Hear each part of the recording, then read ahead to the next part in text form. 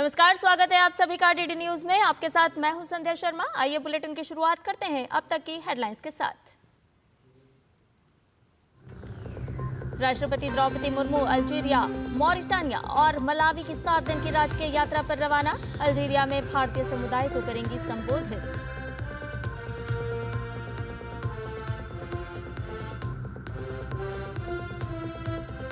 बाबा सिद्दीकी हत्याकांड की जांच में जुटी मुंबई क्राइम ब्रांच। गिरफ्तार 2 आरोपी गुरमैल और धर्मराज से पूछताछ जारी। तीसरे आरोपी की तलाश जारी। राजकीय सम्मान के साथ होगा बाबा सिद्दीकी का अंतिम संस्कार।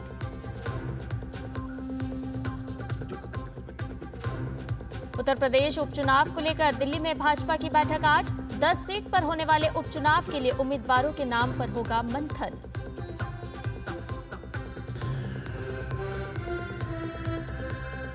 और भारतीय बैडमिंटन खिलाड़ी तानिया हेमंत ने बेडिंगो इंटरनेशनल का महिला एकल खिताब जीता। फाइनल में चीनी ताइपे को दी शिकस्त।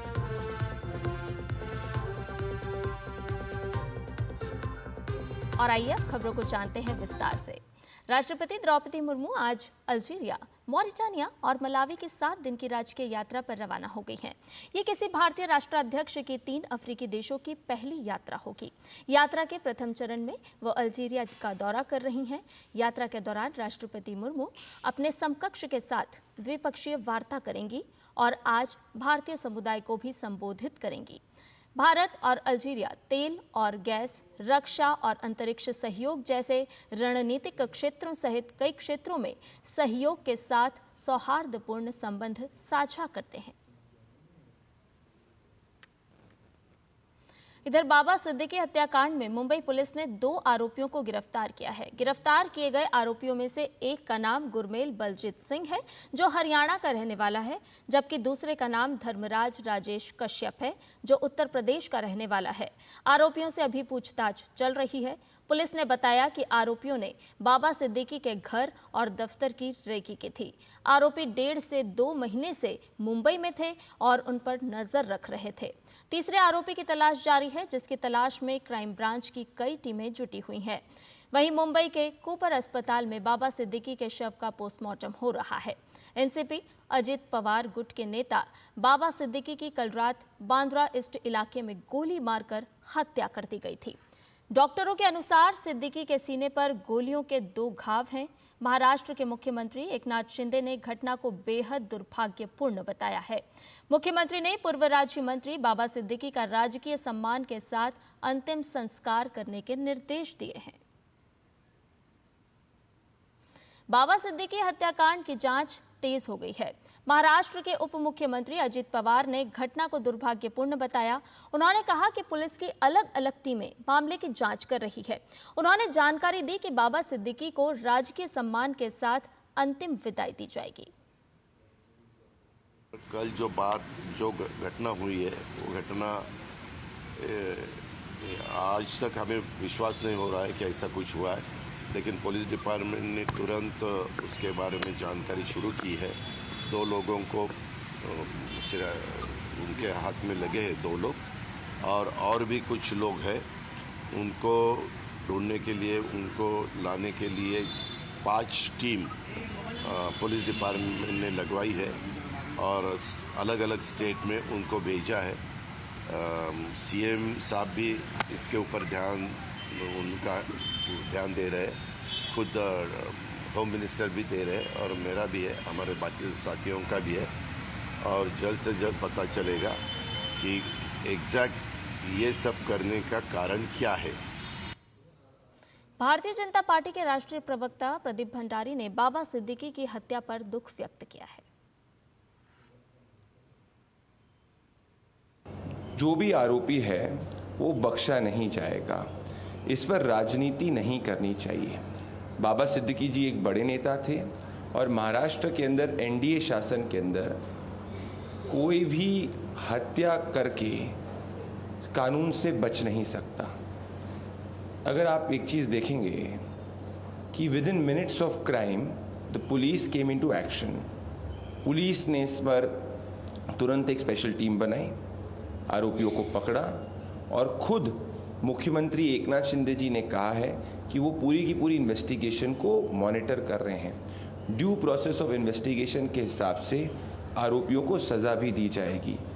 हम इसमें राजनीति नहीं करना चाहते और ये आश्वस्त करना चाहते हैं महाराष्ट्र की जनता को कि आरोपियों को जल्द से जल्द पकड़ा जा चुका है और जो भी इसका मास्टरमाइंड होगा वो सिर्फ और सिर्फ जेल के सलाखों के पीछे होगा। महाराष्ट्र सरकार में मंत्री और एनसीपी नेता छगन भुजबल ने एनसीपी नेता बाबा सिद्दीकी की हत्या पर दुख जताया है। उन्होंने कहा कि अपराधियों के खिलाफ पुलिस से सख्त कार्रवाई की मांग है। बहुत दुख है कि गए 10 दिनों में जो है हमारे राष्ट्रवादी के एक तालुका प्रमुख और एक नेता दोनों की हत्या हुई है और वो भी पुलिस को मालूम था। वाई सिक्योरिटी दी गई थी, पुलिस को कहा गया था ये धमकियाँ आ रही है। पुलिस का काम यह है कि सिर्फ सिक्योरिटी दे दे और चुप बैठे। कहाँ से धमकियाँ आई, कौन दे रहा है, उसका कुछ इलाज करेंगे कि नहीं? ऐसे सिर्फ सिक्योरिटी देकर कुछ होने वाला नहीं है। सिक्योरिटी जरूर होनी चाहिए, मगर अगर कोई धमकी देता है तो उसके पीछे भी जाकर जो है बंदोबस्त करने की आवश्यकता है। तो सब काम जो है पुलिस का, पुलिस कमिश्नर, डीजी जो भी कुछ है उनका है। ये दादागिरी, गुंडागिरी, खंडन-खोर जो भी है ये खत्म होनी चाहिए। बाबा सिद्दीकी की हत्या के मामले पर अधिवक्ता उज्ज्वल निकम का कहना है कि यह एक बहुत ही दुर्भाग्यपूर्ण घटना है। बाबा सिद्दीकी की हत्या ये बहुत दुखद घटना है, क्योंकि बाबा सिद्दीकी एक राजकीय नेता नहीं थे, लेकिन हर कोई कम्युनिटी को अपने साथ लेके चलते थे। जिस प्रकार पुलिस के जो इन्वेस्टिगेशन में कुछ प्राथमिक तथ्य आए हैं, उस तथ्य के आधार पर एक बात साबित होती है कि एक बड़ी साजिश से उनकी हत्या की गई है, कि उनको इस हत्या के पहले कुछ चंद दिन उनको धमकियां दी गई थी। अभी इन धमकियों और इससे कोई ताल्लुका थे क्या, ये इन्वेस्टिगेशन का मामला होगा। लेकिन अगर मामला उनमें कुछ संगीन तार जुड़ी हुई है तो इसका मतलब साफ है कि जिन्होंने धमकियां दी और बरहुकुम एक अपनी सुप्रीमेसी दिखाना चाहते हैं, ये साजिश 3 लोगों तक है क्या, साजिश करता और कोई है। इधर कांग्रेस नेता पवन खेड़ा ने बाबा सिद्दीकी की हत्या पर दुख व्यक्त किया है। विश्वास नहीं होता ये सुनकर कि बाबा सिद्दीकी नहीं रहे, हमारे दोस्त, 3 दशक पुरानी हमारी दोस्ती, कांग्रेस में कई साल इकट्ठे हमने काम किया। बीच बंबई के एक इतने वरिष्ठ राजनेता की यूं इस तरह गोली मारकर हत्या कर दी जाए, ये सुनकर विश्वास नहीं होता। भगवान उनकी परिवार को, ज़ीशान को हिम्मत दे। बाबा सिद्दीकी की हत्या से राजनीतिक हलकों के साथ ही बॉलीवुड भी शोक में है। इस बीच बाबा सिद्दीकी के करीबी रहे अभिनेता सलमान खान के बांद्रा के गैलेक्सी अपार्टमेंट की सुरक्षा भी बढ़ा दी गई है। तो बाबा सिद्दीकी की हत्या के बाद तमाम सुरक्षा इंतजाम किए गए हैं। बॉलीवुड हस्तियों में भी शोक की लहर है। जहां राजनीतिक हस्तियों ने उनकी हत्या के बाद शोक व्यक्त किया है, वहीं अभिनेता सलमान खान के घर के बाहर भी सुरक्षा बढ़ा दी गई है।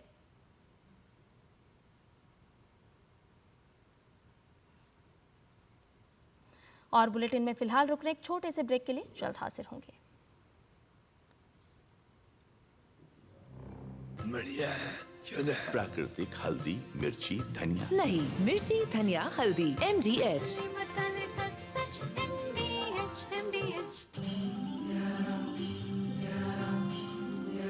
Let yourself flow with the turn of each tide.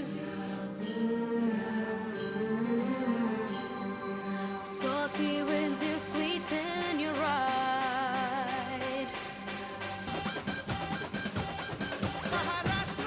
Maharashtra is the hit. Maharashtra tourism. बात जब पीढ़ियों के लिए बनने वाले घर की हो तो जिम्मेदारी बड़ी हो जाती है। गैलेंट समझता है ये जिम्मेदारी। अब डबल M रिब्स के साथ गैलेंट एडवांस TMT रीबार, निर्माण का रियल हीरो। ये तुम्हारा खेत नहीं, रेल का मैदान है। अकेले क्या कर लोगे? अकेले नहीं, मेरे साथ है मेरा यार, जिसके सामने हुई अड़ियल मंडूसी की भी हार तुम्हारी तरह। IIL के ट्रैक्टर ब्रांड का मिलियन, गेहूं का पहरेदार, अड़ियल मंडूसी की हार। और ब्रेक के बाद समाचार में आपका एक बार फिर से स्वागत है। आइए खबरों में बढ़ते हैं आगे और आपको बता दें कि लोकसभा अध्यक्ष ओम बिरला अंतर संसदीय संघ की 149वीं सभा में भाग लेने के लिए रवाना हो गए हैं। अंतर संसदीय संघ की 149वीं सभा का आयोजन 13 से 17 अक्टूबर तक जिनेवा में किया जाएगा, जिसमें ओम बिरला भारतीय संसदीय प्रतिनिधिमंडल का नेतृत्व करेंगे। ओम बिरला ने सोशल मीडिया हैंडल एक्स पर जानकारी साझा की। ओम बिरला ने लिखा कि शांतिपूर्ण और सुरक्षित भविष्य के लिए विज्ञान, प्रौद्योगिकी और नवाचार का उपयोग विषय पर सभा को संबोधित करेंगे। इसके साथ ही अंतर संसदीय संघ में निर्णय लेने वाले उच्चतम निकाय अंतर संसदीय संघ की शासी परिषद की बैठकों में भी भाग लेंगे। लोकसभा अध्यक्ष विधानसभा के इतर अन्य संसदों के अपने समकक्षों से भी मिलेंगे। और इधर उत्तर प्रदेश विधानसभा की 10 सीटों पर होने वाले उपचुनाव के मद्देनजर आज नई दिल्ली में भारतीय जनता पार्टी की अहम बैठक होगी। बैठक में पार्टी अध्यक्ष जेपी नड्डा, गृह मंत्री अमित शाह, यूपी के मुख्यमंत्री योगी आदित्यनाथ, प्रदेश अध्यक्ष भूपेंद्र चौधरी, उप मुख्यमंत्री केशव प्रसाद मौर्य और ब्रजेश पाठक और प्रदेश संगठन महामंत्री धर्मपाल सिंह मौजूद रहेंगे। फिलहाल 10 सीटों के लिए 30 से अधिक उम्मीदवारों के नाम पार्टी ने तय कर लिए हैं। हर सीट पर 3-3 उम्मीदवारों के नाम कुछ दिन पहले मुख्यमंत्री आवास पर लखनऊ में कोर कमेटी की बैठक में तय हुए थे। इन सभी नामों को लेकर इस बैठक में चर्चा होगी। जिन 10 सीटों पर उपचुनाव होने हैं उनमें 2022 के विधानसभा चुनाव में 5 सीटें समाजवादी पार्टी ने जीती थी। भाजपा ने 3 सीटें जीती थी, जबकि आरएलडी और निषाद पार्टी के खाते में एक-एक सीट आई थी। आइए ग्राफिक्स के माध्यम से एक नजर डालते हैं कि किन किन सीटों पर उपचुनाव होने हैं और इनमें से किन सीटों पर किस पार्टी का कब्जा है। तो उत्तर प्रदेश की जिन 10 सीटों पर उपचुनाव होना है उसमें खैर, मीरापुर, फूलपुर, बंचवा, सीसामऊ ये सीटें हैं जिन पर उपचुनाव होना है। और इनमें से समाजवादी पार्टी की बात करें तो करहल, मिल्कीपुर, कटेहरी, कुंदरकी, सीसामऊ ये समाजवादी पार्टी के पास सीटें हैं। गाजियाबाद, खैर, फूलपुर ये सीटें भाजपा के पास हैं। और निषाद पार्टी की बात करें तो आरएलडी ने जीती थी एक-एक सीट, निषाद पार्टी के पास थी मझवा सीट और आरएलडी ने जीती थी मीरापुर सीट। इन 10 सीटों पर उपचुनाव होने हैं। समाजवादी पार्टी ने 10 में से 6 सीटों पर अपने प्रत्याशी घोषित कर दिए हैं। और आपको बता दें कि करहल, सीसामऊ, फूलपुर, मिल्कीपुर, कटेहरी, मझवा से उम्मीदवार घोषित कर चुकी है समाजवादी पार्टी। सपा ने राजनीतिक परिवारों के 4 प्रत्याशियों को टिकट दिया है। जिन 6 नामों की घोषणा की है उनमें से 4 उम्मीदवार ऐसे हैं जो परिवारवाद की जद में आते हैं। भाजपा ने टिकट बंटवारे को लेकर परिवारवाद का आरोप भी लगाया है समाजवादी पार्टी पर। और आइए खबरों में बढ़ते हैं आगे और अब आपको बता दें कि भाजपा प्रवक्ता सुधांशु त्रिवेदी ने बांग्लादेश में हिंदुओं की स्थिति पर सरसंघ चालक डॉक्टर मोहन भागवत के बयान पर कांग्रेस की प्रतिक्रिया की निंदा की है। सुधांशु त्रिवेदी ने कांग्रेस की प्रतिक्रिया को भेदभाव का उदाहरण बताया है।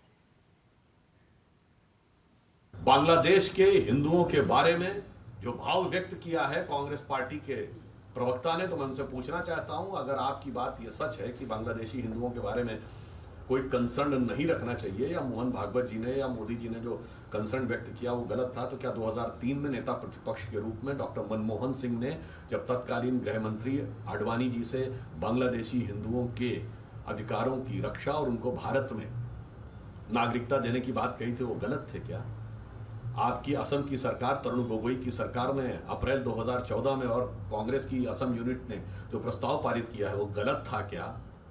और मैं फिर कहना चाहता हूं, ये वो लोग हैं जो आपके पाप की वजह से कष्ट झेल रहे हैं, क्योंकि बांग्लादेश के हिंदू और बौद्ध विभाजन नहीं चाहते थे। भाजपा प्रवक्ता सुधांशु त्रिवेदी ने कांग्रेस पर जोरदार हमला बोला है। उन्होंने कहा कि कांग्रेस और ओवैसी दोनों में ही जिन्ना की आत्मा है। पवन खेड़ा जी ने जो बोला है पूरे देश को बहुत गंभीरता से समझना चाहिए। उन्होंने एक प्रकार से जय फिलिस्तीन नारे की वकालत कर दी है। इससे बहुत साफ हो गया कि कांग्रेस और ओवैसी दोनों का मन एक है, दोनों में आत्मा जिन्ना की ही है।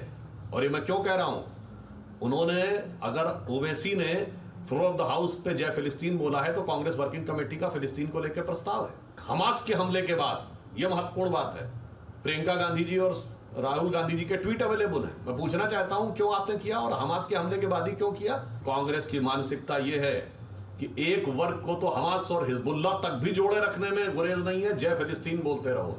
दूसरे से कहो बांग्लादेश में क्या हो रहा है छोड़ो, कश्मीर में क्या हो रहा था वो भी छोड़ दो। यानी एक को तोड़ के रखो, दूसरे को जोड़ के रखो। और खबरों में आगे बढ़ते हैं। आपको बता दें कि कोलकाता के आरजीकर अस्पताल में 2 माह पहले महिला डॉक्टर के दुष्कर्म एवं उसकी हत्या की घटना को लेकर आमरण अनशन कर रहे एक और जूनियर डॉक्टर की शनिवार शाम तबीयत बिगड़ जाने के बाद उन्हें अस्पताल में भर्ती कराया गया है। उत्तर बंगाल मेडिकल महाविद्यालय एवं अस्पताल के जूनियर डॉक्टर अनुस्तुप मुखर्जी आमरण अनशन पर बैठे लोगों में शामिल हैं और वह ऐसे तीसरे डॉक्टर हैं जिन्हें तबीयत खराब होने पर अस्पताल में भर्ती कराया गया है। डॉक्टरों ने सरकार से उनकी मांगों पर विचार करने का आग्रह किया है और कहा है कि राज्य सरकार अनशनकारी डॉक्टरों की हालत बिगड़ने के लिए जिम्मेदार है। इससे पहले दिन में उत्तर बंगाल मेडिकल कॉलेज एवं अस्पताल के जूनियर डॉक्टर आलोक वर्मा को भी तबीयत बिगड़ने पर अस्पताल में भर्ती कराया गया। करीब 3 दिन पहले अनिकेत महतो को आरजीकर अस्पताल के आईसीयू में भर्ती कराया गया था। आपको बता दें कि जूनियर डॉक्टरों ने 5 अक्टूबर को मध्य कोलकाता के एस्प्लेनेड क्षेत्र में अपना आमरण अनशन शुरू किया था। आमरण अनशन कर रहे जूनियर डॉक्टर अनुस्तुप मुखर्जी की तबीयत बिगड़ने को लेकर दिल्ली एम्स आरडीए के उपाध्यक्ष डॉक्टर सुवर्णकर दत्त ने चिंता जाहिर की है। अपने सोशल मीडिया हैंडल एक्स पर उन्होंने लिखा कि अनुस्तुप मुखर्जी की बेहतरी के लिए दुआ करें। कोलकाता के आरजीकर अस्पताल में हुए रेप और मर्डर मामले में न्याय की मांग को लेकर जूनियर डॉक्टर आमरण अनशन पर बैठे हैं।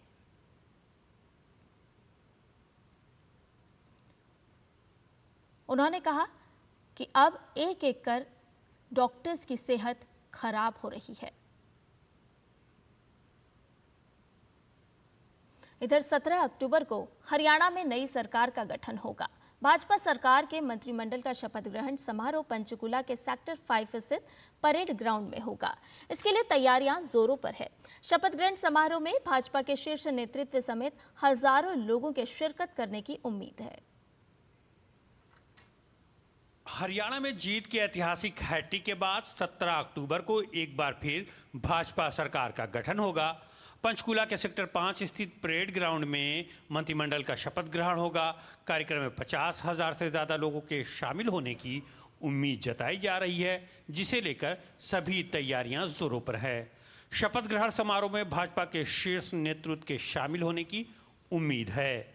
17 तारीख को प्रधानमंत्री जी का नोट हमको मिल गया है, तो 17 तारीख को पंचकुला में और मुख्यमंत्री जी और अन्य जो मंत्रिमंडल के साथी हैं उन सब का शपथ ग्रहण समारोह पंचकुला में होगा। सरकार गठन की तैयारियों के बीच दिल्ली में भाजपा की बड़ी बैठक हुई। केंद्रीय मंत्री और हरियाणा के पूर्व मुख्यमंत्री मनोहर लाल के आवास पर हुई इस बैठक में बीजेपी अध्यक्ष जेपी नड्डा और भाजपा के हरियाणा प्रभारी धर्मेंद्र प्रधान भी मौजूद रहे। बाद में कुरुक्षेत्र में नायब सिंह सैनी ने विजयदशमी की शुभकामनाएं दी। ये हरियाणा हमारा मजबूती से आगे बढ़ता रहे, ऐसी मैं परमपिता परमात्मा भगवान श्री राम से प्रार्थना करता हूँ और सभी को विजयदशमी पर्व की बहुत बहुत बधाई और शुभकामनाएं। एक तरफ हरियाणा विजय पर भाजपा का जश्न जारी है, तो वहीं कांग्रेस हार की हताशा से नहीं निकल पा रही है। पार्टी में एक दूसरे पर आरोप प्रत्यारोप तो हो ही रहे हैं, साथ ही ईवीएम का राग भी रह रहकर अलापा जा रहा है। भाजपा ने इसको लेकर चुटकी ली है। ईवीएम इलेक्शन कमीशन बहाना है, राहुल बाबा को हार से बचाना है और ध्यान किसी भी तरीके से राहुल से हटाना है। ये जब से भारत जोड़ो यात्रा उन्होंने की तो 11 चुनाव हारे, लोकसभा के चुनाव हारे, और अगर आप राहुल गांधी का करियर देखेंगे तो लगभग 70 से अधिक चुनाव हारे हैं। वो अपनी हार का ठीकरा किसी और के माथे पर डाल देना और सच का सामना न कर पाना, ये कांग्रेस की प्रवृत्ति बन चुकी है। बड़े वादों के साथ सत्ता में वापसी करने वाली भाजपा सरकार के लिए अब पहली प्राथमिकता अपने संकल्पों को जमीन पर उतारना है। पार्टी इसके लिए पूरी तरह तैयार भी नजर आ रही है। Bureau report, DD news.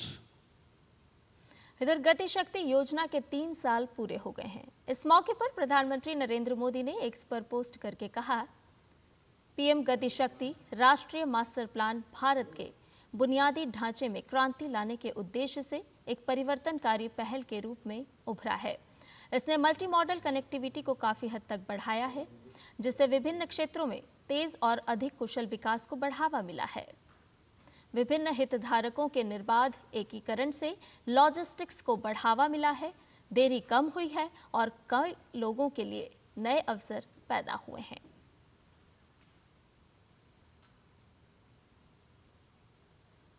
प्रधानमंत्री नरेंद्र मोदी ने अगली पोस्ट में कहा कि धन्यवाद गति शक्ति, आपकी बदौलत भारत विकसित भारत के अपने सपने को पूरा करने की दिशा में आगे बढ़ रहा है। इससे प्रगति, उद्यमशीलता और नवाचार को बढ़ावा मिलेगा। प्रधानमंत्री नरेंद्र मोदी ने साल 2021 में आज ही के दिन पीएम गति शक्ति मल्टी मॉडल कनेक्टिविटी के लिए राष्ट्रीय मास्टर प्लान का शुभारंभ किया था। इसका मकसद देश में अंतर्राष्ट्रीय मानकों पर सड़क, रेल, जल और वायु मार्गों का निर्माण कर लॉजिस्टिक दक्षता में वृद्धि करना, वस्तुओं, सेवाओं और यात्रियों की निर्बाध आवाजाही के अंतराल को कम करना है। इसके तहत 16 मंत्रालयों को एक पोर्टल के माध्यम से एक ही मंच पर लाया गया है, ताकि सभी अवरोधों को दूर करते हुए योजनाओं के क्रियान्वयन में गति लाई जा सके। 13 अक्टूबर 2021 प्रधानमंत्री ने PM Gatishakti multi modal connectivity के लिए राष्ट्रीय मास्टर प्लान का शुभारंभ किया।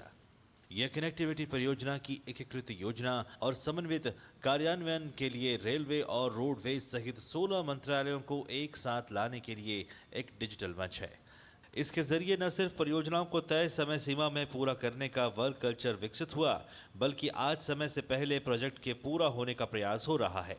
तेज रफ्तार से बढ़ते देश में रोड नेटवर्क पर तेजी से काम हो रहा है। अब हाईवे नहीं, बल्कि दिल्ली मुंबई एक्सप्रेसवे, अहमदाबाद धुलेरा, बेंगलुरु चेन्नई, दिल्ली अमृतसर कटरा, कानपुर लखनऊ एक्सप्रेसवे जैसे कई एक्सप्रेसवे बन रहे हैं। एक केंद्रीकृत पोर्टल के साथ विभिन्न मंत्रालयों और विभागों को एक दूसरे की गतिविधियों की जानकारी सरल हुई है, जिससे व्यापक तरीके से परियोजनाओं की योजना बनाने और उन्हें क्रियान्वित करने के दौरान महत्वपूर्ण डेटा उपलब्ध हुआ है। सभी मंत्रालय और विभागों को अब GIS प्लेटफॉर्म के माध्यम से क्रॉस सेक्टरल परियोजनाओं की प्रगति की मॉनिटरिंग आसान हुई है। पीएम गति शक्ति राष्ट्रीय मास्टर प्लान के तहत भारतीय रेलवे ने विभिन्न आर्थिक क्षेत्रों में मल्टी मॉडल कनेक्टिविटी इंफ्रास्ट्रक्चर के विकास के लिए लगभग 50,000 किलोमीटर लंबाई से अधिक का सर्वेक्षण किया है, जिसका उद्देश्य लॉजिस्टिक दक्षता में वृद्धि करना और लोगों, वस्तुओं, सेवाओं की निर्बाध आवाजाही के लिए अंतराल को कम करना है। अप्रैल 2024 तक भारतीय रेल में कुल 44,488 किलोमीटर लंबाई की 488 रेल इंफ्रास्ट्रक्चर परियोजनाएं, जिनकी लागत लगभग 7.44 लाख करोड़ रुपए है, योजना अनुमोदन या निर्माण चरण में है, जिनमें से 12,045 किलोमीटर लंबाई चालू हो चुकी है और मार्च 2024 तक लगभग 2.92 लाख करोड़ रुपए का व्यय हो चुका है। वहीं जलमार्ग की दिशा में जलमार्ग मंत्रालय ने अगले 5 वर्षों में MOPSW ने कनेक्टर हैंडलिंग को प्रभावशाली 40 मिलियन TEUs तक पहुंचाने का अनुमान लगाया है, जिससे देश भर में रोजगार के 20 लाख अवसर पैदा होंगे। नए हवाई अड्डों के निर्माण ने एयर कनेक्टिविटी को विस्तार दिया है। देश में परिचालित हवाई अड्डों की संख्या 2014 में 74 से दोगुनी होकर 2024 में 157 हो गई है। गतिशक्ति के इस महाअभियान के केंद्र में भारत के लोग, भारत का उद्योग, भारत का व्यापार जगत, भारत के विनिर्माता, भारत के किसान है। इसके परिणाम स्वरूप आज देश के विकास की रफ्तार के साथ ही रोजगार के अवसर सृजित हुए हैं। Chandrashekhar, DD news. इधर जम्मू के आरएसपुरा के सुचेतगढ़ गांव के जीरो लाइन पर स्थित रघुनाथ मंदिर में भगवान राम, माता सीता और भगवान लक्ष्मण की मूर्तियां स्थापित है। इसी मंदिर प्रांगण में भगवान हनुमान की भी बेहद दुर्लभ प्रतिमा है। 1837 में महाराजा गुलाब सिंह के द्वारा सरहद पर बनाया गया रघुनाथ मंदिर अपने आप में इतिहास समेटे हुए है। डीडी न्यूज की टीम ने भारत पाकिस्तान बॉर्डर पर स्थित रघुनाथ मंदिर का जायजा लिया।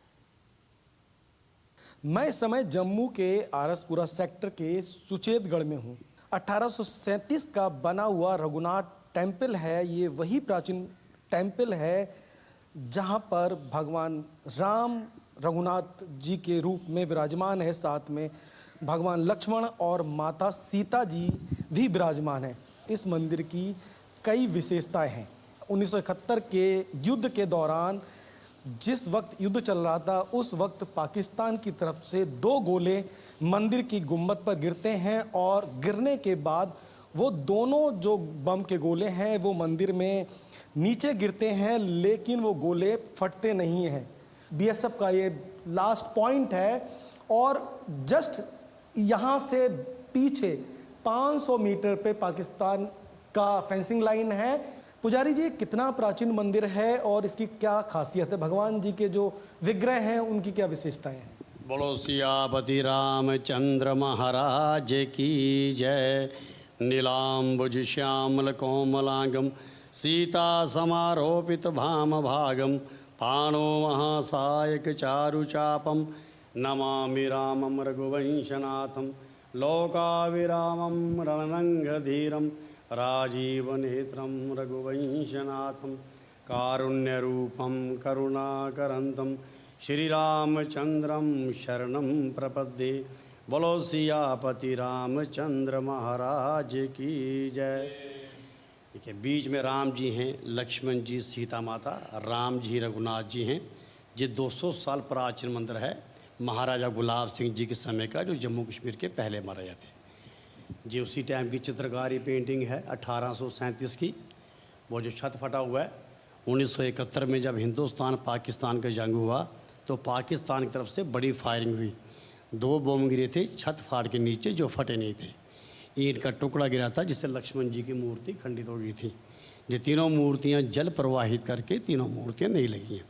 बाहर जो हनुमान जी की मूर्ति है वो उसी टाइम की मूर्ति है। ऐसी मूर्ति बड़ी कम दिखाई देगी जिनके पैरों के नीचे लंकनी की मूर्ति जो लंका के पहरेदार है। तो प्राचीन मंदिर ये है रघुनाथ जी। ऐसा माना जाता है कि भगवान रघुनाथ जो है बॉर्डर पे हैं, इसलिए किसी तरह की कोई चिंता करने की बात। हाँ, सही बात है, कोई ज़रूरत नहीं है। राम जी साक्षात बैठे हुए हैं यहाँ पे, भक्तों की भी रक्षा करते हैं। और जो हमारे जहाँ वीर खड़े हैं बॉर्डर के ऊपर, उनकी भी रक्षा यही करते हैं, रघुनाथ जी करते हैं। बड़ी कृपा है राम जी की यहाँ पे। बिल्कुल इंडिया पाकिस्तान के बॉर्डर पे बसा हुआ मंदिर सुचेतगढ़ जिले का ये वो प्राचीन मंदिर है जहाँ लोगों की बड़ी आस्था है। और लोग ये कहते हैं कि भगवान राम का जब तक आशीर्वाद है, किसी तरह की उनको किसी भी जीवन में न सिर्फ कष्ट है बल्कि किसी भी तरह का बॉर्डर के दूसरे साइड से भी कोई खतरा नहीं है। आरएसपुरा के सुचेतगढ़ के जीरो लाइन से कैमरामैन संदीप कुमार के साथ अमरेंद्र गुप्ता, डीडी न्यूज जम्मू। और इसके साथ ही समाचार में फिलहाल मेरे साथ इतना ही। मुझे दीजिए इजाजत। नमस्कार।